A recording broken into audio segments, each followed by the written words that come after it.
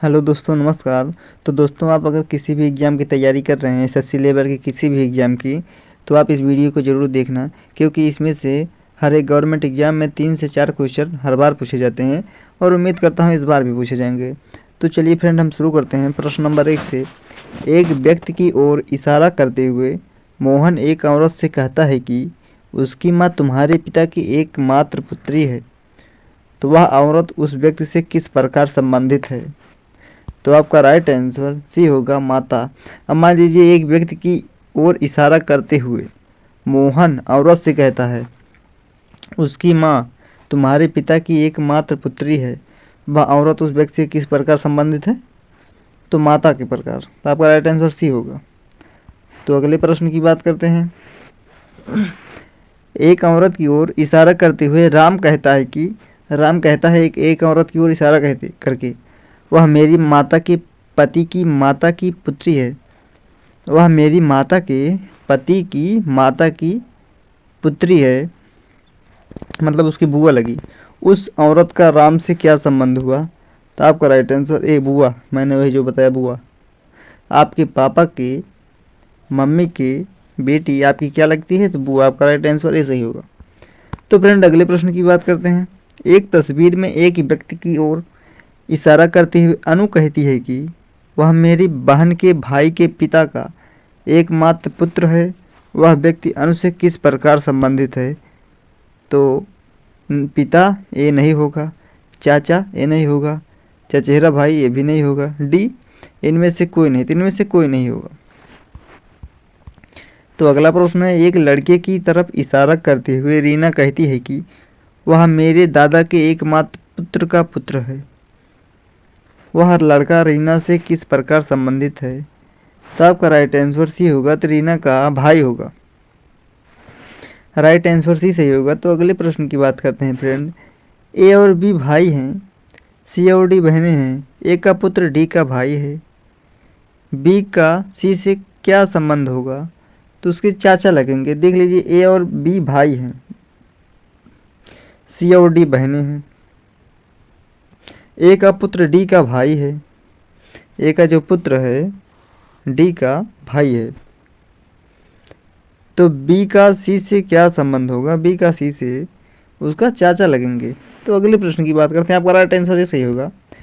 तो फ्रेंड, इस वीडियो को अपने दोस्तों के पास शेयर कीजिएगा, ताकि उनको भी पता चले, अगर वो भी एग्ज़ाम की तैयारी कर रहे हो तो इस प्रश्न को उनको भी जानकारी होना चाहिए। अगला प्रश्न है, एक औरत की ओर इशारा करते हुए राम कहता है कि उसके एकमात्र भाई का बेटा मेरी पत्नी का भाई है। तो उस औरत का राम के साथ क्या संबंध है?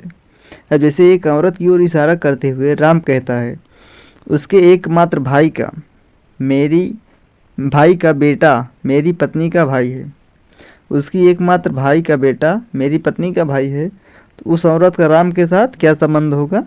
तो ससुर की बहन। देखिए, वही है, उसके एकमात्र भाई का बेटा मेरी पत्नी का भाई है।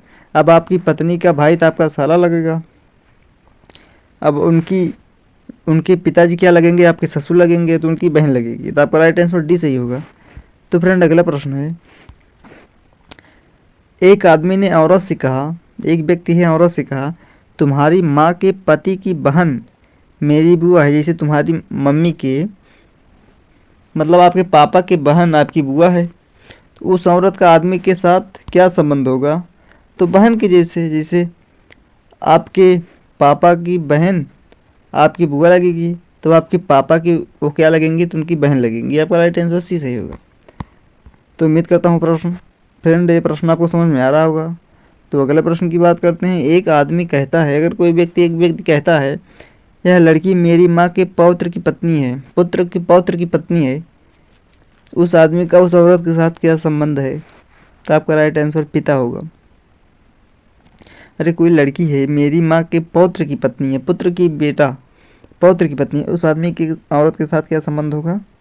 तो पिता के साथ संबंध होगा, पिता के समान। तो आपका राइट आंसर ही सही होगा। तो फ्रेंड, अगले प्रश्न की बात करते हैं। एक आदमी का परिचय देते हुए एक औरत कहती है वह मेरी माँ की माँ का एकमात्र पुत्र है। उस औरत का उस व्यक्ति से क्या संबंध है? तो आपका राइट आंसर भांजी। अब जैसे देख लीजिए, एक आदमी का परिचय देते हुए एक औरत कहती है वह मेरी माँ की माँ का एक मात्र पुत्र है। माँ का एक मात्र पुत्र है। उस औरत का उस व्यक्ति से क्या संबंध होगा? तो आपका राइट आंसर डी भांजी होगा। तो अगला प्रश्न है,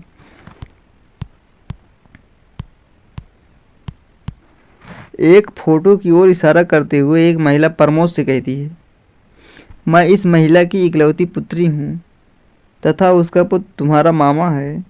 उस महिला का प्रमोद के पिता से क्या संबंध होगा? तो आपका राइट आंसर पत्नी होगा। जैसे देख लीजिए, एक फोटो की ओर इशारा करते हुए एक महिला प्रमोद से कहती है मैं इस महिला की इकलौती पुत्री हूँ। कोई महिला है, मैं उसकी इकलौती पुत्री हूँ तथा उसका पुत्र तुम्हारा मामा है। जैसे आपकी दीदी का बेटा आपको मामा कहेगा, तो उस महिला का प्रमोद के पिता से क्या संबंध होगा? तो आपका राइट आंसर भी पत्नी का। मतलब आपके दीदी का बेटा आपको मामा कहेगा, तो आपकी दीदी का क्या संबंध होगा? तो पति का होगा। तो इसमें पत्नी का होगा। पति का संबंध पत्नी से, पत्नी का संबंध पति से। तो आपका राइट आंसर भी सही होगा। तो अगला प्रश्न है, अमित कहता है कि यह लड़की मेरी माँ के पौत्र की पत्नी है। अमित कहता है यह लड़की मेरी माँ के पुत्र की पत्नी है। अमित का उस लड़की से क्या संबंध है? तो आपका राइट आंसर डी होगा, ससुर। अब अमित कहता है कि यह लड़की मेरी माँ के पौत्र की पत्नी है। ध्यान से सुनना, पौत्र की पत्नी है। अमित का उस लड़की से क्या संबंध होगा? ससुर से। तो अगला प्रश्न है, राम की ओर इशारा करते हुए श्याम कहता है कि मैं इसके पिता के पुत्री में से किसी एक पुत्र का इकलौता पुत्र हूँ। तो आपका राइट आंसर पिता या चाचा होगा। देखिए, राम की ओर इशारा करते हुए श्याम कहते हैं कि मैं इसके पिता की पुत्री में से किसी एक पुत्र का इकलौता, आपके पिता के पुत्री मतलब आपकी बहन, किसी एक पुत्र का इकलौता पुत्र हूँ। किसी एक पुत्र मतलब आपके पिता के बेटे मतलब आप हुए। चाहे आप अपने पापा को पापा कहिए, अपने पापा को भाई को चाचा कहेंगे, चाहे पिता कहिए या चाचा कहिए। तो आपका राइट आंसर सी सही होगा। तो फ्रेंड, उम्मीद करता हूँ ये प्रश्न आपको समझ में आया होगा।